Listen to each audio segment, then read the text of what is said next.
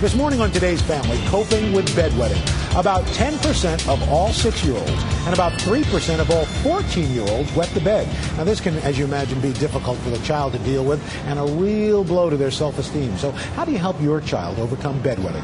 Dr. Alan Green is a pediatrician and the author of From First Kicks to First Steps. And also add, he's a real expert. He's the father of 4. Dr. Green, good to meet you. Great to be with you, Al. So this problem of bedwetting, what's the age we're talking about? I mean, really, where it's officially bedwetting? The first thing that parents need to know is that it's not their fault. Right. They didn't do anything wrong, and it's not the kid's fault. Mm-hmm. What we call bedwetting officially is when a kid has continued to wet beyond the age of 5 or 6, at least 2 nights a week. We call that primary nocturnal enuresis. Mm-hmm. And when we talk about bedwetting, now does this decline with age? As a child gets older, if they have a problem? Up until about 5 or 6, it's the high likelihood it'll go away fairly quickly. But once you reach 5 or 6, there's a plateau in development. And if there's a child wetting the bed today after age 6, there's an 85% chance they'll still be wetting next year on this same date, unless they do something differently. Now, what are the causes of this? Are they physical or a combination of physical and emotional? It's a combination of things, but there's 2 things that all bedwetters have in common. One of them is that they make more urine at night than their bladder can hold. Not all kids do that. The second thing is that their brain has not learned to alert to the signal that the bladder is full.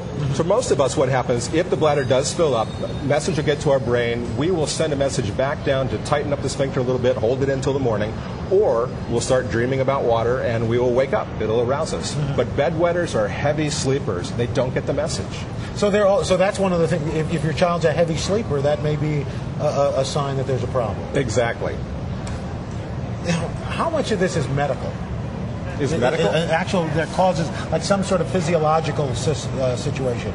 It's a developmental issue. All babies wet the same amount during the day and night and don't wake up to it. Adults tend not to. And it's the way that you develop. Part of it is structural, the way the brain develops. Right. Amazing study that just came out, fascinating study, July 2006. They looked at early childhood nutrition and subsequent bedwetting.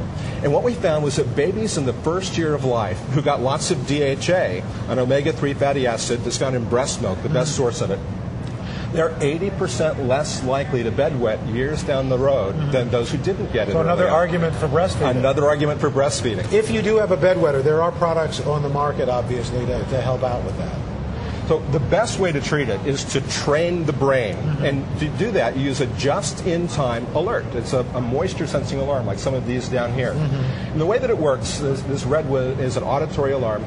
You put a moisture sensor into the underwear, and that the first drop of moisture, this loud smoke alarm noise goes off, wakes up everybody in the house except the bedwetter, because they're the heavy sleeper.